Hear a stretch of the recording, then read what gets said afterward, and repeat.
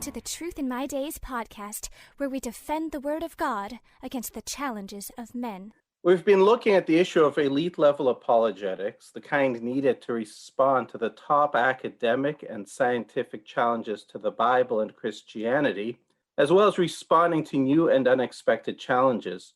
By way of example, we have been looking at the Talpiot tomb. In the year 2007, documentary filmmakers sent a camera into a 1st century AD tomb in a Jerusalem suburb and claimed to find boxes containing the bones of Jesus and his family.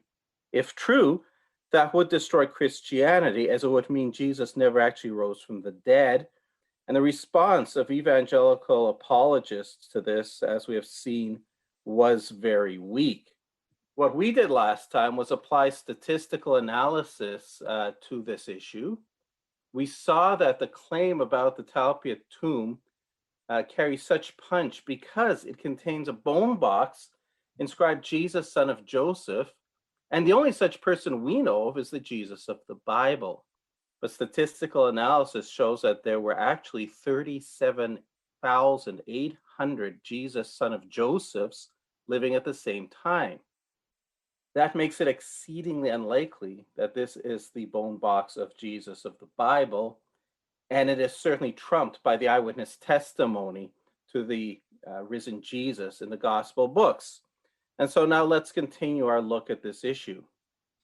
Now, the other question that you brought up is the names of the other people in the tomb. And this is what they try to say. This is what the statistician calculated.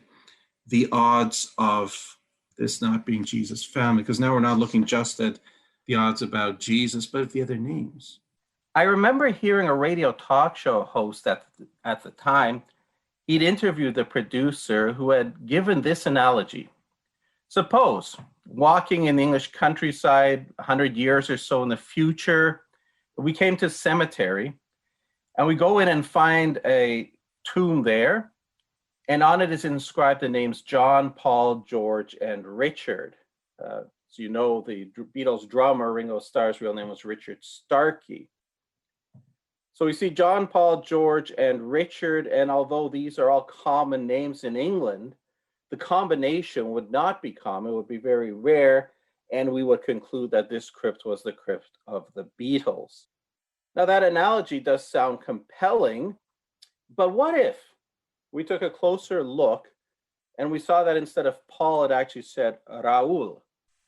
Well, perhaps that was a spelling mistake. And then we look again and we see that it says Richard, son of George. Well, Richard Starkey, Ringo Starr, could not have been the son of George Harrison, being born before George was. We'd have to conclude at this point that the names don't, in fact, match those of the Beatles. They're close, but they don't match, and this is not the crypt of the Beatles. So now let's see if the group of names found on the bone boxes in the Talpiot tomb actually match those of Jesus' family.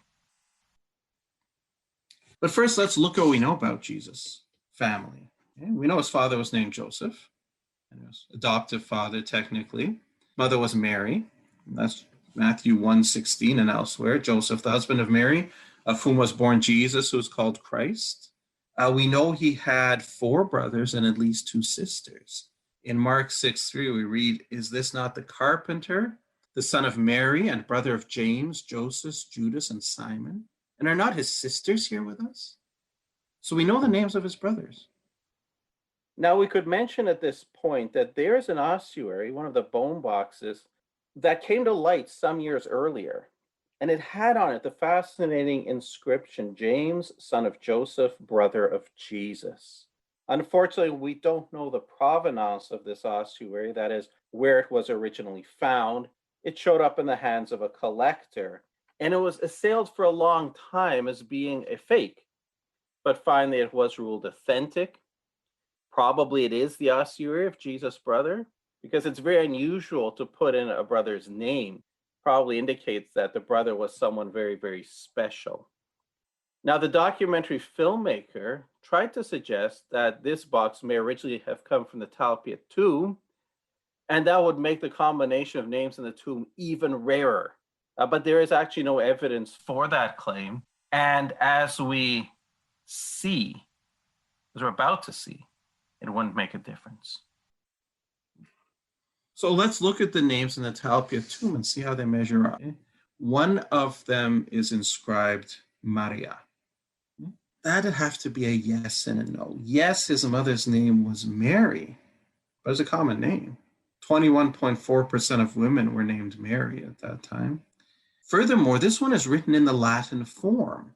It's not written in the Aramaic form, the Hebrew form. Why would it be written in the Latin form if it was the mother of Jesus of the Bible? One of the ossuaries has Jose on it. Yes, we see one of Jesus' brothers had that name. One is called Judah. Now there's a no on that. There was a Judah in Jesus' family. He was a brother of Jesus. And the ossuary says son of Jesus. So that doesn't match what we know about Jesus' family. There's a Matthew in there, Mattia. That doesn't fit. Matthew was an apostle. He was not a family member of Jesus. And then the other one has on it Mariamene, and that doesn't fit either. There's a Greek form of a name. It's not a Hebrew form. And there's no evidence whatsoever to link it to Mary Magdalene. So what we have here is these names don't really fit the names of Jesus' family. There's a bit of overlap, but there's more difference than there's commonality. If we come back to what that professor at the University of Toronto did, he calculated the odds that these 6 names would appear together in one tomb. And that's exactly correct. He calculated that correctly as far as we know. But that's what he calculated. The odds of this particular constellation of names appearing in one tomb. He did not calculate the odds about whether or not this is Jesus' family. Calculate only the constellation of names. Whether it could be Jesus' family depends on whether those are in fact the names of Jesus' family members, and they are not. Now, if we look at the unlikelihood as well of this particular constellation of names, our statistician told us that its odds are 1 in 600. Well, Jewish population at the time was 6 million approximately. If the average family size was 6, there would have been 1,667 families with this constellation of names. If the average size of the family is 12, there would have been 313 families with this particular constellation of names. So it's unlikely, but there are enough people there to have this constellation of names in one tomb 313 times over. So there's no reason to attribute it to Jesus of the Bible, and it's not possible to do because they don't fit the known facts of the Bible. So when we look at this, we see that the claim, which came out and could seem so troubling, so much so that there were Christians who were saying, well, maybe the resurrection is allegorical, maybe it was a spiritual ascension. It's not a problem at all. It's not a problem at all. What you need to do is look at the facts, look carefully, look at the numbers, put them in context, do your probability analysis, and you see that the troubling claims just crumble to dust. Crumble to dust. We don't need to be left with best answer being, well, Jesus' family was poor, which is not true. Well, the names were common.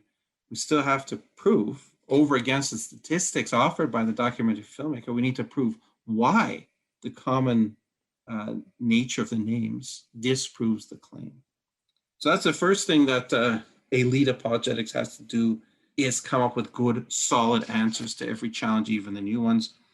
The second thing it has to do then is to get that information out to the people as quickly as possible, because if this spreads, people can begin to have doubts. People who are considering Christianity may think, now we don't have to do it. So the next thing the elite level apologetics has to do is get that out.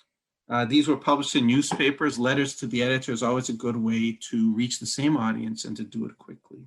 And here, what you have to do is put the maximum amount of response, maximum amount of information to the minimum amount of space. You don't usually get a lot of space in a letter to the editor, so you have to write it in a way that gets your key points done and is convincing within the space. So we did that. We sent out letters to the newspapers. 2 of them published it, so that's good. Nice if all of them did, but at least 2 did, so the information did get out to the general public. Toronto Star usually doesn't give so many words, so we have to be much more succinct on this one. But this is how you put it out. And this was our letter in the Toronto Star. The claim that the tomb of the Jesus of the Bible has been found is risible. Yes, an ossuary has been discovered that is inscribed Jesus, son of Joseph. What people may not realize, however, is that based on the frequency of the names Jesus and Joseph and the total Jewish population in the first century Israel, there would have been at least 8,000 people named Jesus, son of Joseph, living at the time. Furthermore, although the very common names found inscribed on some of the other ossuaries match names in Jesus' family, others, such as Matthew, don't, proving that this was a family of another one of the 8,000 Jesuses, son of Joseph. Add to that the fact that the eyewitness testimony in the New Testament tells us that Jesus was dead and buried, after which his tomb was empty, and he appeared alive to them, and it's clear that the Canadian director's claim can be roundly dismissed. So that's how you do a very brief, quick, to the point response. If you have more space, more words, you can make it a little bit longer, a little more detailed. Like our letter in the National Post, which went like this: the claim that the tomb of Jesus has been found does not withstand careful scrutiny. The centerpiece of the claim is an ossuary marked Jesus, son of Joseph. In fact, based on the frequency of these names and the total Jewish population in first century Israel, it can be shown that there were at least 8,000 Jesus, son of Josephs, living at the time Jesus of Nazareth. Even if all other things were equal, it would be highly unlikely that this would be that Jesus. But all things are not equal. Despite the efforts of the documentary film producers to massage the evidence, the names on the other ossuaries do not match those of Jesus' family. There was no Matthew in Jesus' family. He was an apostle. There was a Judah, but he was Jesus' brother, not son. And the suggestion that Mary's name, and only Mary's, was recorded in the Latin form, not in Aramaic, because more Romans became followers, is risible. Attention to Mary didn't start until centuries later. Clearly, this was the family of another Jesus. Add to this the fact that the eyewitness testimony in the New Testament records that Jesus was buried, after which the tomb was empty, and the risen Jesus appeared to them, and it is undeniable that the producer's case has no merit at all.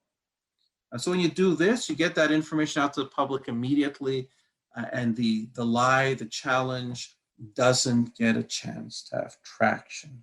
And that, folks, is what elite apologetics is all about. Thank you for that clear explanation. You cleared up the problem very nicely, and now this argument seems totally ridiculous. Thank you.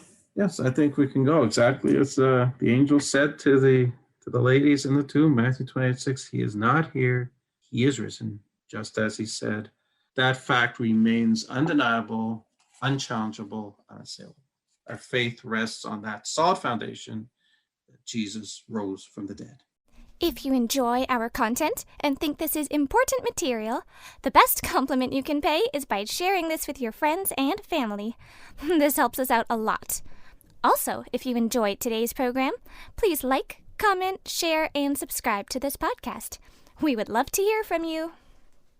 Thank you for listening to the Truth in My Days podcast with John Torse. We would love to hear from you. Please feel free to share any questions or comments you may have. You can reach us on Facebook, Instagram, MeWe, and YouTube.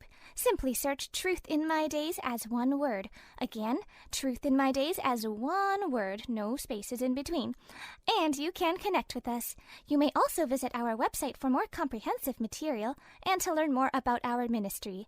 Our website is truthinmydays.com. Thank you.